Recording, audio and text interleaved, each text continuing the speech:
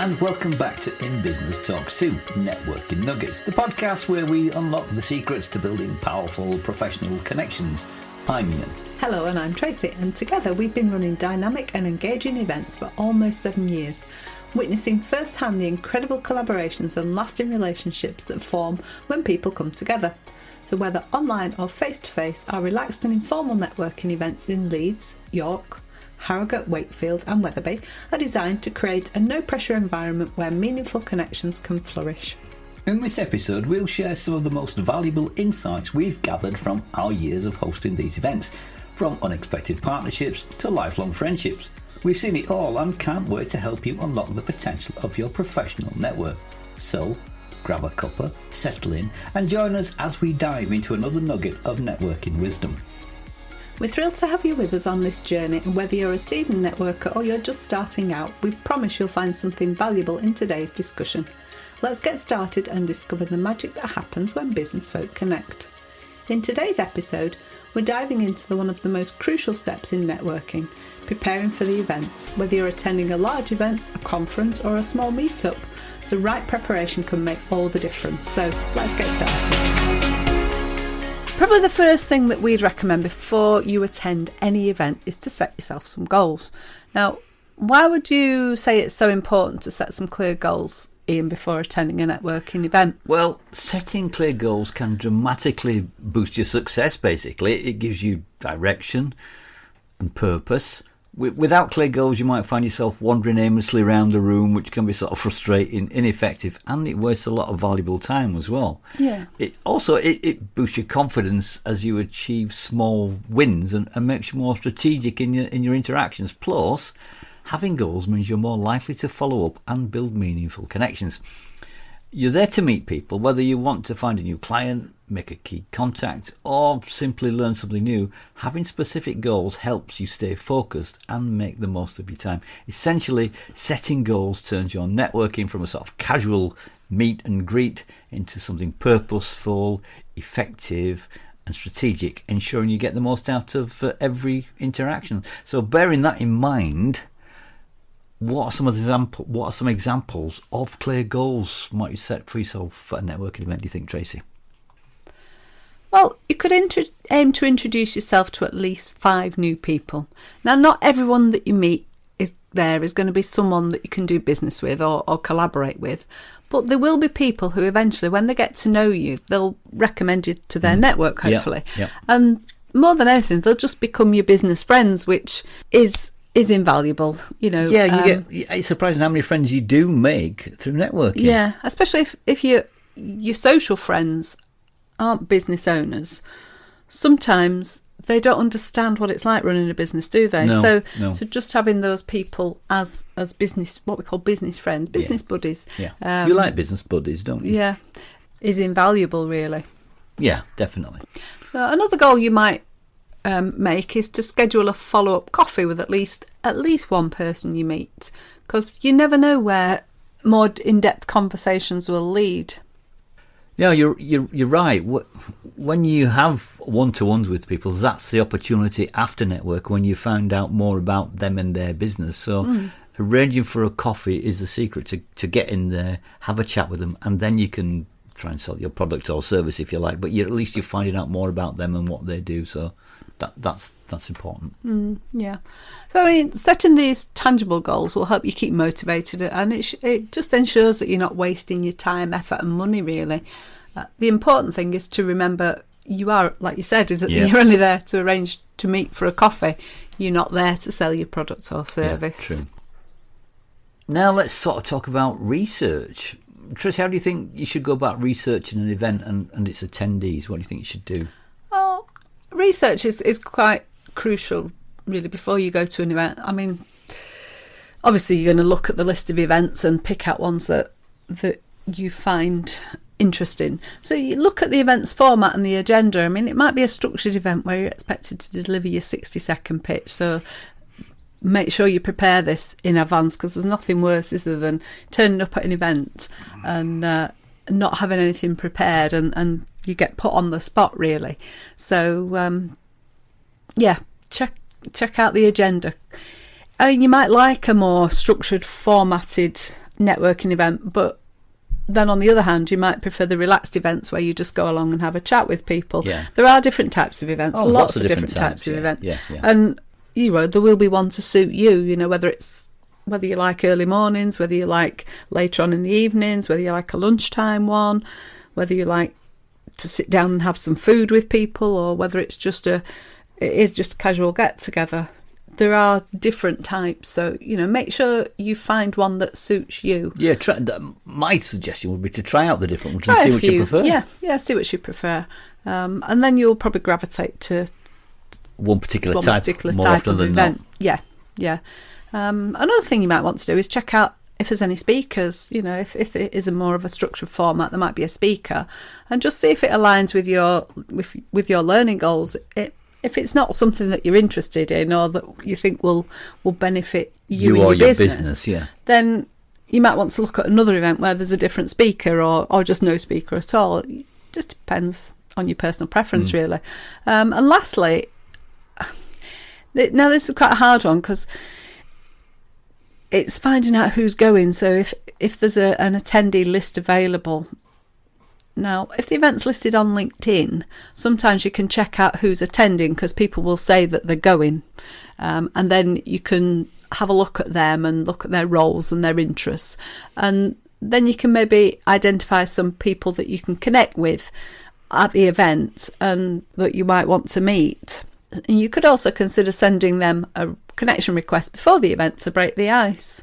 I mean, we know from past experience, though, on most occasions you won't know who's attending until you get there, but sometimes that's part of the fun, isn't it? Yeah, seeing who is there. It is. I mean, it's a pretty solid strategy, really, and it works really well. But like we said, from my experience, I know that you're not often supplied with a list of attendees prior to an event, but whatever the situation is, it's essential you have some sort of elevator pitch ready so you can succinctly tell someone what you do, because you're bound to get asked the question, what do you do, at some point. So you've got to have something up your sleeve that you can just reel off with confidence. I can guarantee that every networking event, the most common question is, what do you do? So it's best to have a simple elevator pitch that's perhaps 30 seconds long or maybe 60 seconds long that you can remember easily. Yeah. Well, so speaking of pitches, let's dive into the elevator pitch, Ian. What are the key components, do you think, of a compelling elevator pitch? Yeah, good point. I think a good elevator pitch should be concise. Mm-hmm. It should be clear. And of course, it should be memorable. It should be memorable to you as well, because there's nothing worse than you don't trying to remember it and stumbling about trying to remember what you've got to say. So it should include who you are, what you do, how you help people, and perhaps what you're looking for as well. So, for example, this is one that I use when I'm telling people about our networking know-how courses that we run. So I introduce myself by saying, hello, I'm Ian. I help people who are new or afraid of business networking overcome those fears by teaching them the techniques, tips and tricks to becoming a better networker so they can communicate more effectively, make more connections and grow their business. That's quite a nice, easy format, easy for me to remember. Yeah, that's the main thing. Yeah, and remember, keep it brief. Memory's not good, you keep it brief. 30 seconds to a minute is perfect. Once you start rambling, people start to lose interest. So you keep it concise. And remember, the thing that you listen out for is, oh, that's interesting, tell me more. So make sure you try and get that out of people. That's what you're looking for. People want to ask you more about it rather than you ramble on for 20 minutes telling them what it is. And don't make it too cryptic either. Sometimes people have said to me what they do and afterwards I'm thinking, I don't know what that is. I don't understand. So make it understandable and relatable so that people can. Some people try to be a bit clever, I think, with it, and sometimes the cleverness and we're not clever, are we? No, we're not clever. But the cleverness masks what they really do as well. So they know what they mean, but people who are listening don't always know what they mean. So be careful how and what you say. Yeah, and it's probably a really good idea to practice. Because the more you rehearse, the more natural and confident you'll sound. And remember, it's not just about talking about yourself, it's about sparking a conversation. Like Ian said, you want them to ask you more about what you do. They might say to Ian after that, oh, well, how do you do that then? And Ian will then say, oh, well, we run a course which is so many hours long and we go into detail with this, and hopefully they will ask you for more information. Okay, cool. I think we've sort of covered the elevator pitch bit there. It's keep it concise, simple and memorable. Now let's talk about some of the bit more of the tangible stuff like business cards and online profiles. I think you should keep a few things in mind when creating your business card. Your business card should be professional and easy to read. Include your name, title, contact information, and maybe if you've got one, a brief tagline or sort of value proposition. And don't forget to make sure your design reflects your brand. Just speaking of business cards as well, often business cards are laminated, and I don't know if you've ever tried writing on a business card that's laminated with the ballpoint pen. Don't do it. I used to do this. I used to write on a ballpoint pen, stick them in my pocket, get back, and then when I tried to read them, they were all smudged. I couldn't read what I'd written. My tip is use a fine point Sharpie.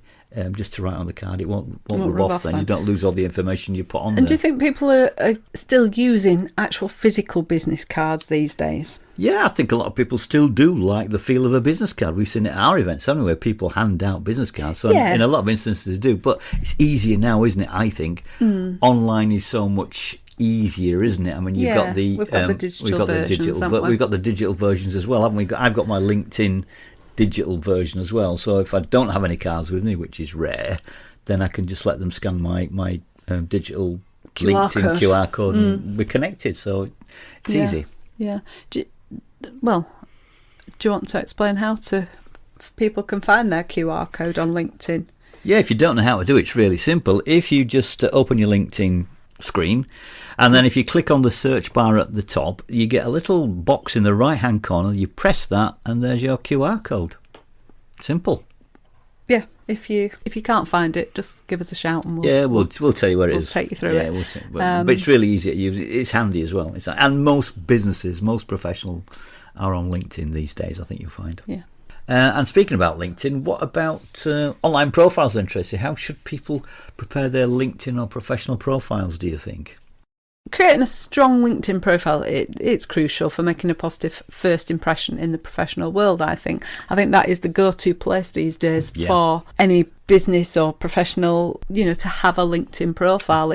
So would you say like professional branding is important then? Oh, it is, yeah. I mean, your LinkedIn profile is often, like I said, the first place that potential sort of employees or clients, collaborators will look to learn about you, and a well-crafted profile showcases your professional brand. It highlights your skills, your experiences, and what achievements you've made, really. And it's probably very good for credibility and trust as well, I would think, isn't it? Oh yeah, I mean, a complete and polished profile definitely builds credibility.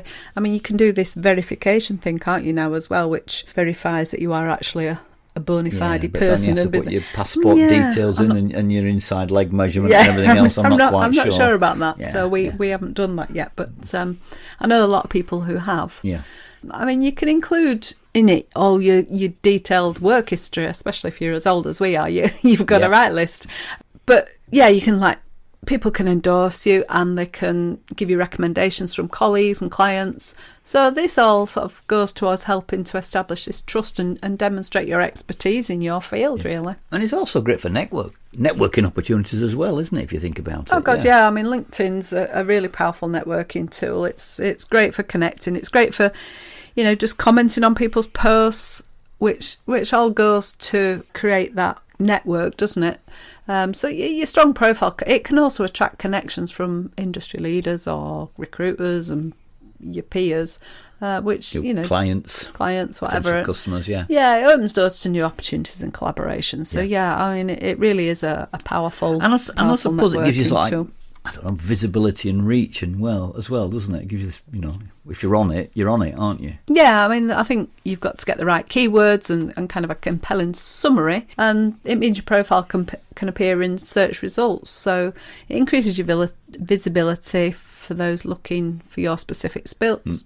Spills, yeah. Skills and experiences. If you're looking for a spill, then it's important, yeah. Yeah, I mean, it can often lead to job offers or obviously clients getting in touch saying, tell me more about your services, even speaker engagements, because that, again, increases your credibility, doesn't it, when you have speaker engagements? Yeah, it does. And I suppose, like anything else, even on LinkedIn, first impressions matter, don't they, really, as well? Oh, God, they do, yeah. I mean, just like in person, it's your first impressions online are vital. So a professional photo, I mean, don't I've seen somewhere people have been on the beach with a drink on the and hose with sunglasses on, big floppy hat. You can't actually see who it is. It's just a person. And they're accountants. Sorry, no disrespect to accountants out there, of course. But yeah, you need a nice. It doesn't have to be a professional one. You can just do it with your phone, can't you? But as long as it's a clear, a nice photo, up close photo, not like that reflects your brand, I would suggest. Yeah, not like 300 miles in the distance where you're a little dot. Yeah, you need to sort of be your head and shoulders.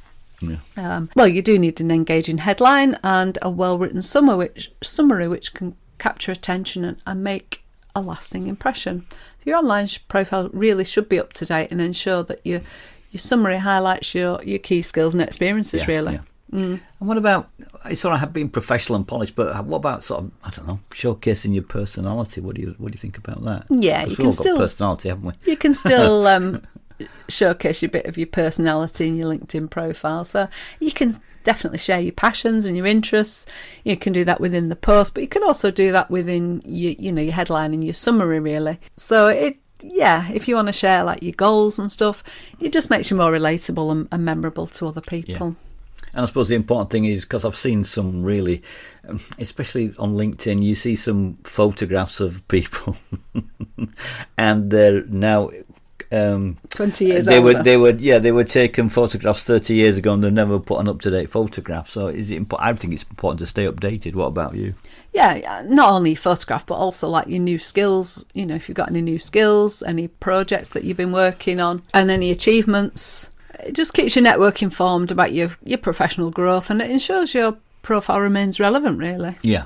So by investing time and in creating and maintaining a strong LinkedIn profile, you can effectively present yourself as a competent and an engaging professional, so you'll be ready to seize any opportunity that's are out there and available. So make sure your LinkedIn profile is professional and up to date, basically, is a thing, isn't it? Yeah.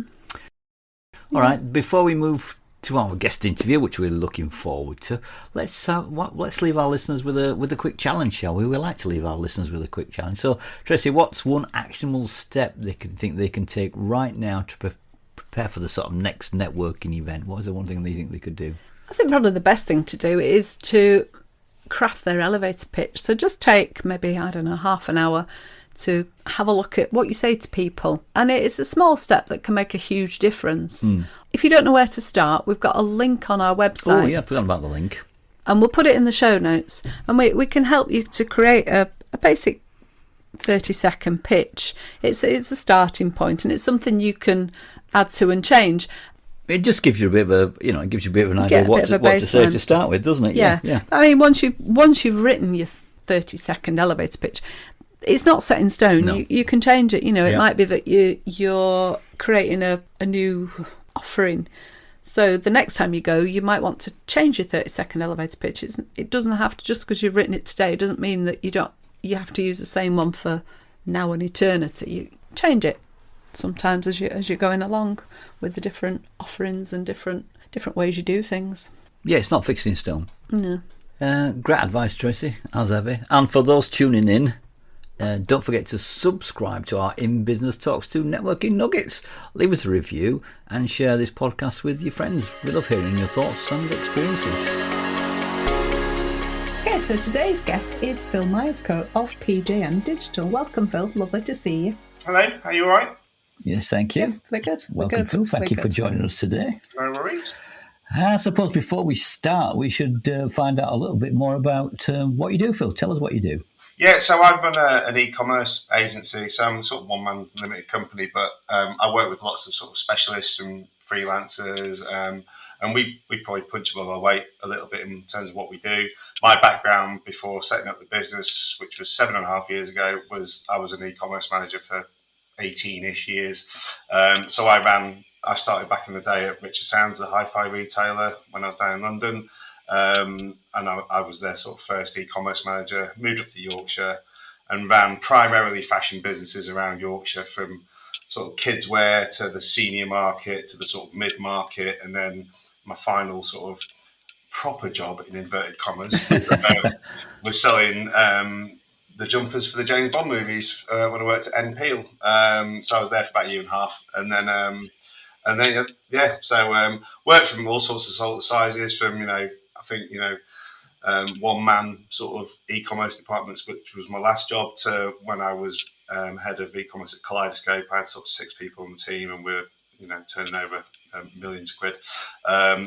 So yeah, I mean, the clients now tend to be sort of a few sort of independent businesses, but then I've got clients like a big sort of global electronics audio company, and I manage their sort of advertising across Europe. But then I do work with a lot of sort of smaller UK-based businesses as well. I've just built a website for a shutters company, actually, in Ireland as well. So we're doing lots of different things at the moment. Yeah. Obviously, very diverse background. Yeah, you always seem to have like a very eclectic mix of clients. The client mix is bonkers. It's I mean, if you think, just like in the today, I've gone from doing a report for a fashion retailer, and we built 2 websites. They've got 2 brands, and then I was straight into another client who sells motorbike suspension, and it's just that's just that's morning. I've got a dog grooming place in Manchester on the books, a jewellery company, another one that I've just started working with. And they do personalised wallpaper for kids' nurseries and children's bedrooms. Oh, yeah. Oh, interesting. Really interesting one. Obviously, I was intrigued then with the James Bond jumpers. Yeah, so NPL, when I got that job, I think Skyfall had already been out, and I think basically the costume designer for Skyfall, because it was I can't remember his name, the director anyway, who did Skyfall, and he also did Spectre. His name totally escapes me. But the costume designer that works with him basically went in, and they wanted a jumper that matched Daniel Craig's eyes, like a blue, and it was the jumper they found in the Burlington Arcade store, and then that led to Spectre, where I think 3 different jumpers were in the film. And then No Time to Die, if you look at the whole third act, he's wearing like a navy sweater with a white Henley underneath and some combat trousers and stuff like that. He's head to toe NPL. I did try and get a discount, but I don't wear that anymore, so it didn't work. But and it was probably even better for you because you are a big James Bond fan. Massive James Bond fan. Well, when I got the phone call about the job, I had to stop the person on the phone, the recruitment consultant, because I was like, you don't realise that I've got like the ring from Spectre on my finger. I think I had all 6 Bond actors in individual frames down one wall, and then as I go downstairs, I've actually got the poster for The Spy Who Loved Me, because that was the year I was born. And she just sort of said, "Oh, you've got to go for the job at least. You've got to." It's crazy. So yeah, no, it was good. It was good. In the episode in today's episode, we've been talking about one of the crucial steps of networking. This is obviously why we brought you on, and it's about preparing for a networking event. But whether people are attending like a large event, a conference, or a small meetup, the right preparation obviously makes all the difference, doesn't it? What, in your opinion, was the turning point when you realised like the power of networking? And so for the first probably year and a half, I've just managed to build the business based on referrals and people who sort of knew me. And to be perfectly honest, for a large part of it, people that I knew from down the pub and people who I'd worked with or stuff like that, so acquaintances. And then I've been to a couple of events with the networking group that has 3 letters in it, and one of them's a B. That we all know. And I think it was just, there were 2 things that didn't really work for me. First of all, it was like 7 o'clock on a Friday morning, and the fact that it was 7 o'clock on a Friday morning, and it's just, they're 2 things that I don't really do. And so it didn't really work, and I went to 2, and I felt them quite samey a little bit. And I've been to some that are really good and some that not so good. But I think it was just obviously then I sort of met you guys and sort of joined in business, and I think it was really about it's much more relaxed, and I think it's just for me it's just having a different angle to I suppose growing the awareness of what I do, really. So in terms of, I know a lot of people who do what I do, work in e-commerce, digital marketing, stuff like that. and I'll probably come on to it in a minute in terms of some of the other things that I do, and it's all the same sort of people. So you kind of confined to that list a little bit, and everyone knows each other. Everyone, has worked with each other for 20 odd years now. So the beauty of sort of groups like In Business, for example, is that I'm talking to different people doing different things. I'm never probably going to work with people directly all for them, but they'll know people who probably want my services down the line, perhaps. So there's the other element to that funnel, if you will, of new leads coming in. I think the other thing was it's nice to just talk to people who sort of get it in terms of doesn't really matter what I do. It's just running your own business, really, the challenges of running your business. And whether that's online or face-to-face, it's just having that time to just almost just like sit back and relax and listen to other people's challenges, problems, successes as well, and also be able to share yours. I think there's constant challenges where you haven't, you essentially, when you start your own business like I did, and you'll know the same, you are every single job title in a big business. You are the finance director, the CEO, the CMO, the chief operating officer, the head of this, that, and the other.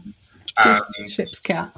Yeah, exactly. And the amount of phone calls I get from people going, "Oh, can you transfer me to your finance director?" And I literally just put my phone from my left ear to my right ear, change the accent, and make it like So for networking fueling, it's not just about referrals, is it? I mean, you obviously get referrals from now. It's about the support as well, isn't it? I think, which is important. Do you think? I think, that's like you said. It's other people have gone through the same pain as you, and you can learn from that in some instances, can't you? Yeah, and I think actually the lead gen side of it, I would probably put as a secondary reason for me to do it anyway. I think it is that, and I think we saw it particularly during lockdown, where I think everyone just needed someone to talk to.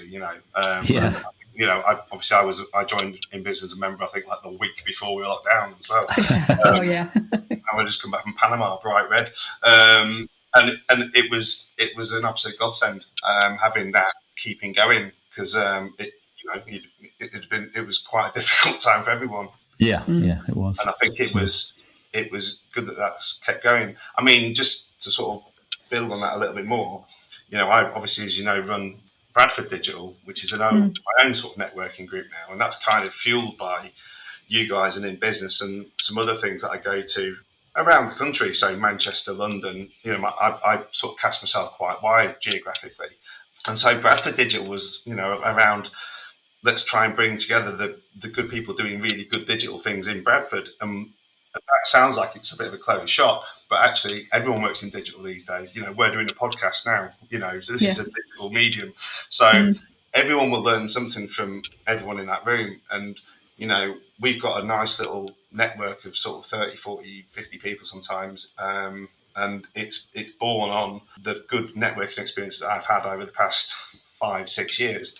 So and it's we've got big plans to do something even bigger next year with it. So cool. So sounds good. Sounds good. Very good. Okay. So, talking about digital, how can someone enhance their digital presence to support their networking goals? I mean, LinkedIn's obviously a bit of a go-to. I think making sure your LinkedIn profile's pretty solid, up to date. I think LinkedIn, if I look back at LinkedIn before I sort of went on my own and set my own business, I had an up and down relationship with it. Every time I wanted to change my job, I'd update my profile and I'd update it, and then I'd move jobs and I probably wouldn't touch it again for 2 or 3 years. I think now I'm on it, as you know, by the minute. It's ridiculous. And, it's essentially, it's kind of part of my shop window. I think my status updates aren't always ultra professional. I think it's me. And people it's you. It shows your personality. People buy from people, and so it's important that they see that. I think, so I'd say getting LinkedIn profile tip top and getting your sort of tone right. And there's tons of people who are doing it and will talk about how to do LinkedIn well. I'm probably more of the ilk of, well, I'm not a trained marketing person and I'm doing all right, so I'll just do the same with LinkedIn basically, because it kind of works. Having a good business page set up on there as well and keeping that up to date, which I'm probably not so good at. It's very much more as a personal thing. I think it'd be different if there were 10 of us in the business. That'd be the business page would take more of a priority. But is that the Google My Business page? You mean? No, sorry. The link. Sorry, on the LinkedIn. Yeah. But that is something else I was going to mention actually, because I've literally just done something last week on my Google My Business listing, and it was just a really basic change. And already today I've had a phone call from someone down the road who wants to talk about digital marketing. Yeah. Oh, you need to tell us your secret after when you switch the cameras off. Just tell us. It wasn't anything that magic. It was just adding kind of what I did after my business name, really. All right. But all of a sudden, we've shot to the top of the Google My Business listings for digital marketing preference, so that's nice. Ah. And it's not the right fit as a client, but it's just it's an added way in to me, I suppose, into the business. So I suppose LinkedIn's the one. I mean, I think the other thing is to make sure you engage with people on LinkedIn as well. So engage with your network, engage with the right people in your network, because I get a lot of sort of LinkedIn requests from people they're going to spam you, and then they're going to. And so I go through periods where I accept everyone, and I just sort of realise the error of my ways, and I go through and sort of disconnect from some people. Generally, I have a thing that if you try and sell to me straight away, you're going to get blocked and you're going to get disconnected. I love it when you have a rant about that. Yeah, it can be distracting, can't it? Yeah, it can be distracting. So I think it's engaging with it, and obviously people bang on about algorithms and stuff like that, but the more people engage on a post within a certain period, there's definitely some sort of impact there. Yeah, there is. And I think using LinkedIn as a way to connect as well. I mean, I was obviously at your event on Thursday. Don't have any business cards on me. Obviously, you can use LinkedIn, so you can just scan a QR code now, which is a nice, cool way of just connecting with people. What you do then is you've got to make sure you actually do follow up on them. Having business cards in your wallet that you can go, oh, right, they were the people that I connected with. You'd have to just go back through your LinkedIn connections and see who's there chronologically and just go back and connect with them that way. So yeah, I think LinkedIn's really cool. I think on the other side of it is obviously your own website. So I've just done some work on that's your shop window. So if I go back to my days, selling hi-fi, I was their sort of first e-commerce manager, but I actually started selling in the shop at London Bridge. So I started selling hi-fi behind the sort of shop counter, and I've always, even to this day, your e-commerce site is just a shop. It's just a shop. So all the categories, your aisles in your store, get your shop right first. And any client that comes into work with me and they say, oh, I need to do something with these ads, or I need to do something better with email marketing, whatever, it's like, right, let's just look at the site first. And anything we can do there will benefit every channel you're working on. Let's get the shop right first, basically. And it's the same with your own site. Even if you're sort of meeting someone in a face-to-face networking thing, but they're going to come back. And I've done it today. I've got 3 cards from last week. I've gone straight onto their website and checked them out. Of course. Okay, they do something similar to me. Okay, I'm probably slightly different in that area. And that's the shop window then. So that, whatever the first impression was when I met that person, it might be now slightly different based on what I've seen on their site, for example. So I did a lot of work in the past couple of weeks. Just obviously I did a little bit of a mini rebrand on the logo and stuff like that to make it stand out a bit more. I went through some of the key pages and just realised that there's quite a lot of waffle on there that I've obviously written with a purpose, but does it really need to be on there? And actually, if someone's just, taking Thursday as an example, if someone had just met me and then jumped on the train and they're heading back to wherever, and they're just having a quick look on the site on the phone, they don't want to be scrolling through loads of stuff. They just want to see it at a quick glance. Oh, these are the things that he does. Right, okay. And it's it's more about simplifying some of that information, I think. And it probably reflects more the person that they met than some of the waffle that was on there, which was, I don't know, maybe reflected me quite well. Who knows? But I think it's just making it a simple experience. So if they need to get in touch with me, they can see really quickly what I do, and just a contact button to get in touch. I mean, they've got me on LinkedIn as well. So how do you sort of then stay connected with your network in sort of a meaningful way? How do you stay connected with them all? I don't know how big your network is, but how do you stay connected? Yeah, I mean, I suppose I try and allow sort of 2-3 hours a week to go networking in inverted commas. Whether that's one of the regular calls like we have, I'm looking forward to Tuesday's one, which Oh, may yeah. or may not be relevant depending on whether this goes out. I think, I tend not to try and do an online one and a face-to-face one in the same week, because that takes up kind of the best part of the day. Yeah. And I've got about time a little bit, but or what I might do is I'll try and save a week up and do something more. Like I'm down in London at e-commerce expo in a couple of weeks. That's going to be basically the Tuesday, Wednesday, Thursday, pretty much with travel. So I'm losing 3 days, but it'll be a solid day and probably a pretty solid evening and into the early hours of networking. Social networking. At an after party somewhere. But I think they're the sort of, so try and add 2 or 3 hours, so half a day pretty much a week. I think staying connected with people on LinkedIn is obviously quite key as well. I mean, I say, 2 to 3 hours a week. If you looked at some of my LinkedIn posts, you probably think I'd go to the opening of an envelope, to be honest.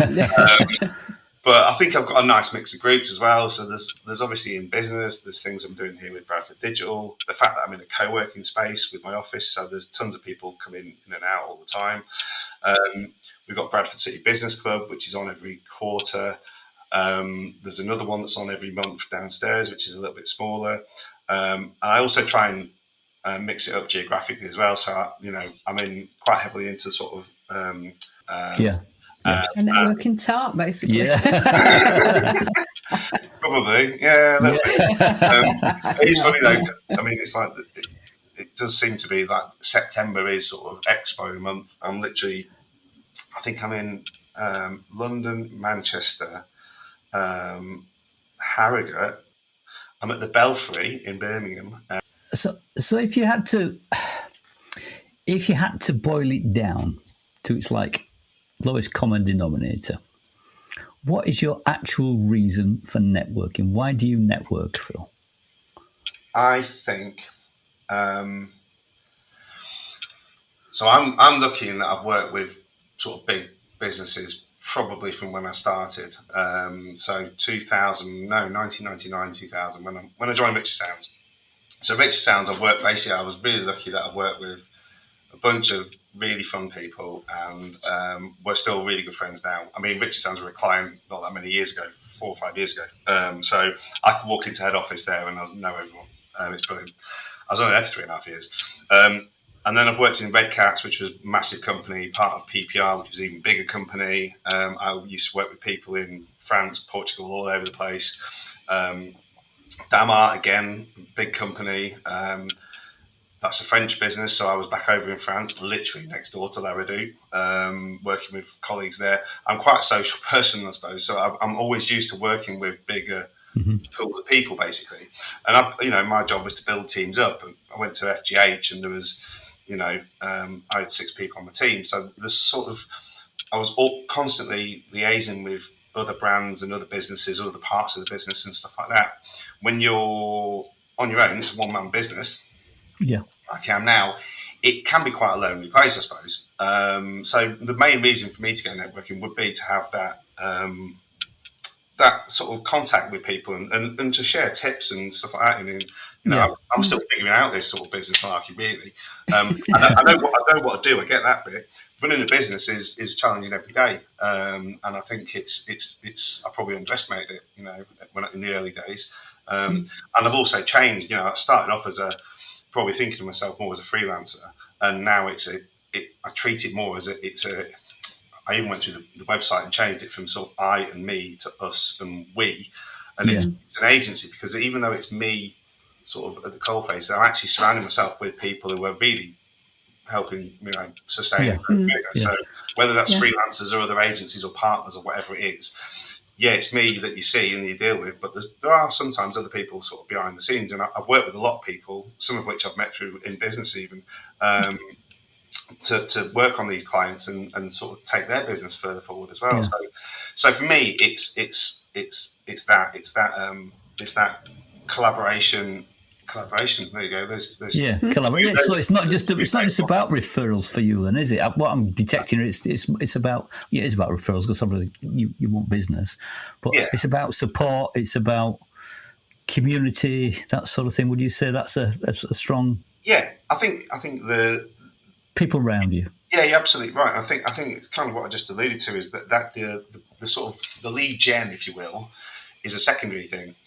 It's about sort of the collaboration of just keeping the lights on and all that sort of stuff, really, and learning and just working with people. And like, you know, even on Thursday, I was talking to people, and you go, oh right, I can't remember what he did. There was a guy there. They do events around golf days and stuff like that. It's like, oh, right, yeah, you need to talk to my friend Mark, who's one of my clients. He does personalised golf gifts. Okay, there's a collaboration there maybe as well. So it's just a good, fun sort of conversation.